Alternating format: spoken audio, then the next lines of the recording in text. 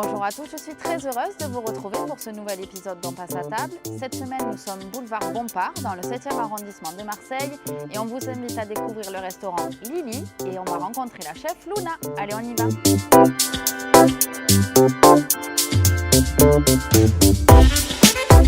Bonjour Luna. Bonjour. Qu'est-ce que vous allez nous préparer aujourd'hui? Alors aujourd'hui, je vais vous préparer des courgettes rôties avec de la ricotta, un petit condiment à la tomate séchée et une huile de basilic. On va en cuisine?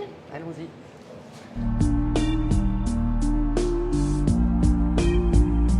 Alors pour commencer, on va couper les courgettes et les mettre à cuire. Alors moi, je les coupe comme ça après pour mon dressage, mais après on peut les laisser en demi ou c'est un peu comme on veut. Donc on fait des petits tronçons un peu en biais, c'est ça? Oui, c'est ça, pour les mettre en fait après, les dresser un peu en étoile. Après, il faut bien les disposer, qu'ils ne soient pas collés. Sinon, elles ressortent leur roux et elles ne seront pas bien rôties. Ensuite, on met de l'huile d'olive,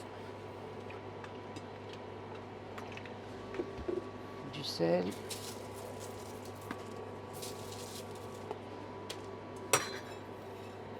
voilà. Nos épices. Ouais, Nos là c'est herbes. le thym, un peu d'ail en poudre. Pourquoi on met de l'ail en poudre et pas de l'ail frais? Parce qu'elles sont cuites à 210 degrés au four et du coup l'ail frais il a tendance à brûler. Des graines de cumin.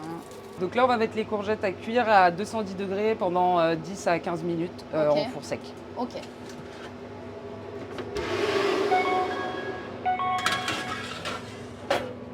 Là on va faire la ricotta du coup, l'appareil à ricotta qui va avec. Donc on va juste la mixer d'abord pour juste un petit peu la rendre plus lisse D'accord. parce que sinon c'est un peu granuleux. Donc là on la mixe nature, je vais juste mettre un peu de sel, un peu de jus de citron. Et le reste, l'ail et les échalotes, je l'ajouterai Après. Là, j'ajoute un peu d'échalotes, un peu d'ail Frais cette fois-ci. haché. Ouais, là Haché. c'est de l'ail frais haché mélangé juste avec de l'huile d'olive pour pas qu'il s'oxyde. Ok. Et là, on peut mélanger. Du coup, là, on va sortir les courgettes qui sont cuites. On vérifie quand même avec un petit couteau. Voilà, il faut que ça rentre, mais qu'on sente qu'il y a encore un petit peu de croquant quand même. D'accord. Donc là, on va faire le condiment tomate. Donc on met tous les éléments dans le mixeur. Là, il y a un oignon rouge entier D'accord. qu'on émince grossièrement. Une dizaine de pétales de tomates séchées.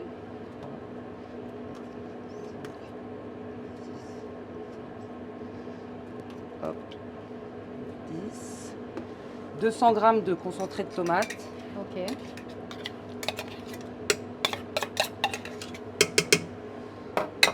Là, on met une cuillère de miso. Une bonne cuillère. Le miso, ça se trouve facilement dans le commerce? Ça se trouve à Tamkil et toutes les épiceries un peu asiatiques D'accord. ou les épiceries un petit peu où ils font des produits un peu du monde. Mais ça se trouve quand même assez facilement et même dans certains supermarchés maintenant ils en D'accord. font. Une dizaine de gousses d'ail. Ok. Ça c'est un mélange avec, il y a un peu de fleur de sel, du cumin, du piment et du paprika fumé. Ok.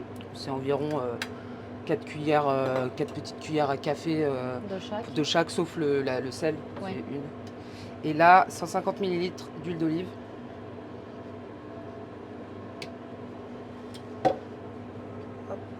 Voilà, et là on doit avoir cette texture un peu comme le pesto rosso. Ah oui. Je vais faire blanchir le basilic pour faire l'huile de basilic. D'accord. Du coup, donc de l'eau bouillante, bien salée. Et on les plonge juste 10 secondes Pourquoi c'est important de les faire blanchir? pour déjà l'amertume, parce que c'est vrai que le basilic, ça peut être un peu amer dans l'huile une fois mixé. Et aussi pour la couleur, une fois on les refroidit dans l'eau bien glacée et ça fixe la chlorophylle. D'accord. Et ça reste bien vert fluo. On va bien presser pour retirer le maximum d'eau avant de mixer. On met l'huile. On met de l'huile neutre? Oui, c'est de l'huile de tournesol. On peut mélanger un petit peu, mettre 20% d'huile d'huile d'olive, mais c'est un petit peu amer aussi. D'accord. Du coup, on la passe au chinois étamine. Si on n'a pas le chinois et le tamis à la maison, est-ce qu'il y a une alternative? Alors, on peut prendre un collant. Ah ouais, ok. Ouais, c'est même encore. Alors là, ça sera encore mieux filtré avec un collant ou un bas. Là, on met une bonne cuillère de ricotta. On l'étale un peu de manière artistique. Hop, petite courgette.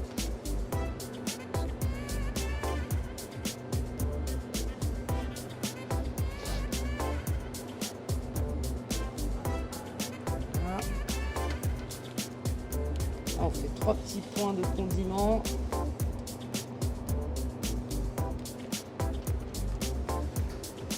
On rajoute l'huile de basilic. Un peu d'huile de paprika, ça c'est juste de l'huile qu'on fait chauffer avec un peu de paprika Ok. et un peu de sel. Et des petites noisettes hachées torréfiées. Et voilà, bon appétit, Merci beaucoup. de rien.